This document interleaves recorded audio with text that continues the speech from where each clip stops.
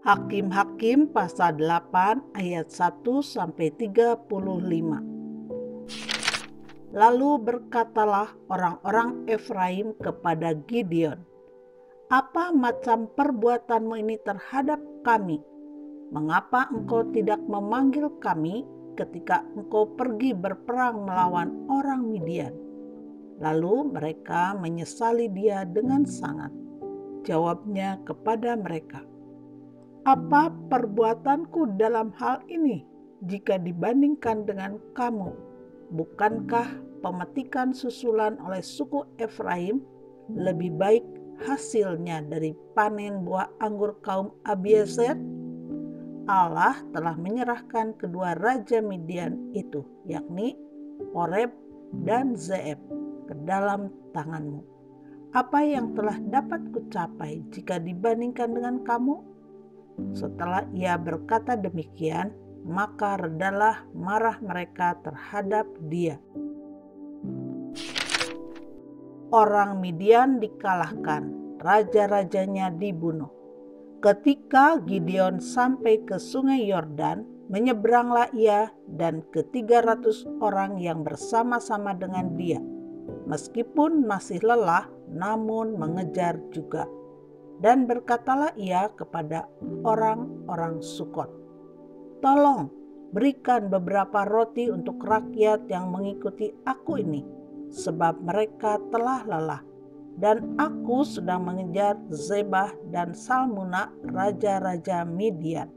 Tetapi jawab para pemuka di Sukot itu, "Sudahkah Zebah dan Salmuna itu ada dalam tanganmu, sehingga kami harus memberikan roti kepada tentaramu?" Lalu kata Gideon, "Kalau begitu, apabila Tuhan menyerahkan Zebah dan Salmuna ke dalam tanganku, aku akan menggaruk tubuhmu dengan duri padang gurun dan onak." Maka berjalanlah ia dari sana ke Penuel dan berkata demikian juga kepada orang-orang Penuel.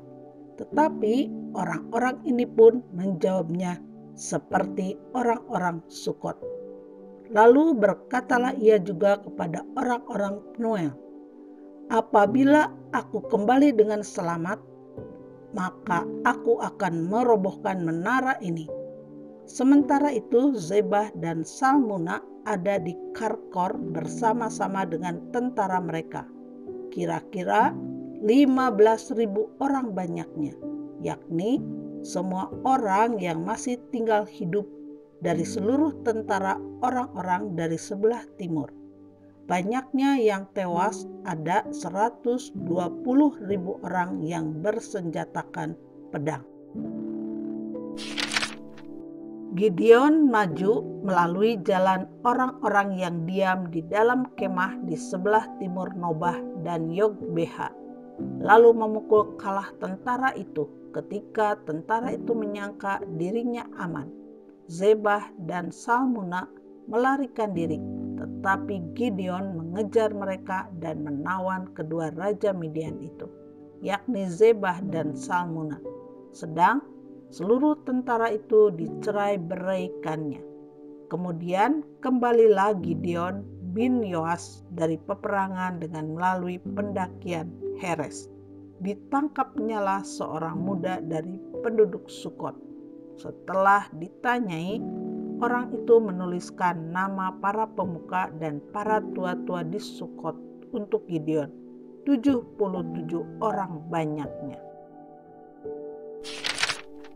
Lalu pergilah Gideon kepada orang-orang Sukot sambil berkata, "Inilah Zebah dan Salmuna yang karenanya kamu telah mencela aku dengan berkata, 'Sudahkah Zebah dan Salmuna itu ada dalam tanganmu, sehingga kami harus memberikan roti kepada orang-orangmu yang lelah itu?' Lalu ia mengumpulkan para tua-tua kota itu. Ia mengambil duri padang gurun dari Onak dan menghajar orang-orang Sukot dengan itu. Juga menara Penuel dirobohkannya dan dibunuhnya orang-orang kota itu.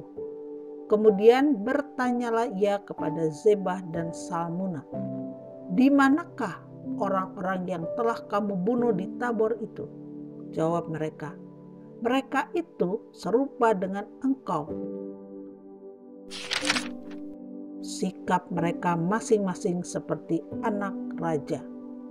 Lalu kata Gideon, "Saudara-saudarakulah itu, anak-anak ibuku. Demi Tuhan yang hidup, seandainya kamu membiarkan mereka hidup, aku tidak akan membunuh kamu." Katanya kepada Yeter anak sulungnya, "Bangunlah, bunuhlah mereka." Tetapi orang muda itu tidak menghunus pedangnya karena ia takut sebab ia masih muda.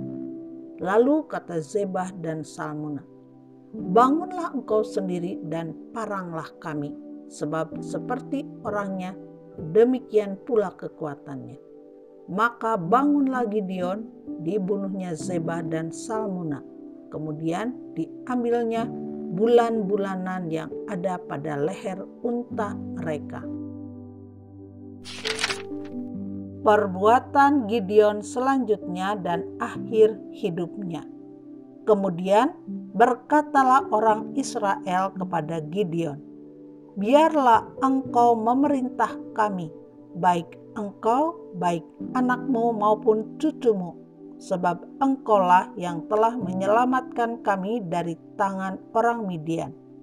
Jawab Gideon kepada mereka, "Aku tidak akan memerintah kamu, dan juga anakku tidak akan memerintah kamu, tetapi Tuhan yang memerintah kamu."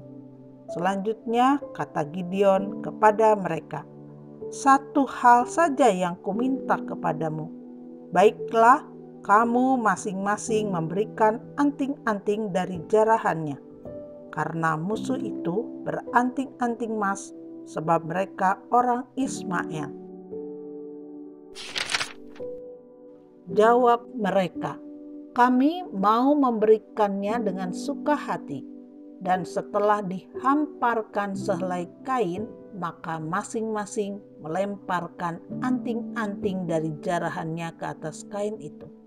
Adapun berat anting-anting emas yang dimintanya itu ada 1.700 sikal emas, belum terhitung bulan-bulanan, perhiasan telinga, dan pakaian kain ungu muda yang dipakai oleh raja-raja Midian, dan belum terhitung kalung rantai yang ada pada leher unta mereka. Kemudian Gideon membuat efod dari semuanya itu dan menempatkannya di kotanya di Ofra.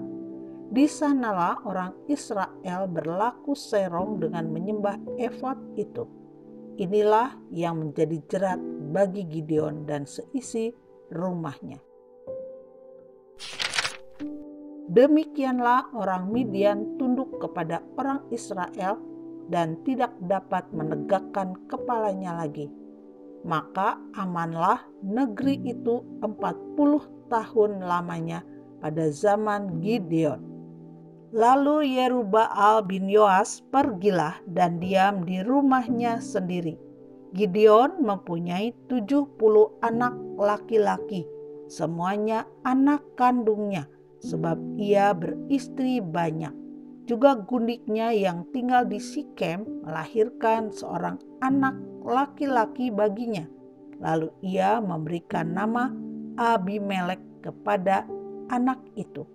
Gideon bin Yoas mati pada waktu rambutnya telah putih, lalu dikuburkan dalam kubur Yoas ayahnya di Ofra, kota orang Abiezer. Setelah Gideon mati, kembalilah orang Israel berjalan serong dengan mengikuti para Baal dan membuat Baal Berit menjadi Allah mereka. Orang Israel tidak ingat kepada Tuhan Allah mereka yang telah melepaskan mereka dari tangan semua musuhnya di sekelilingnya. Juga tidak menunjukkan terima kasihnya kepada keturunan Yerubbaal Gideon seimbang dengan segala yang baik yang telah dilakukannya kepada orang Israel.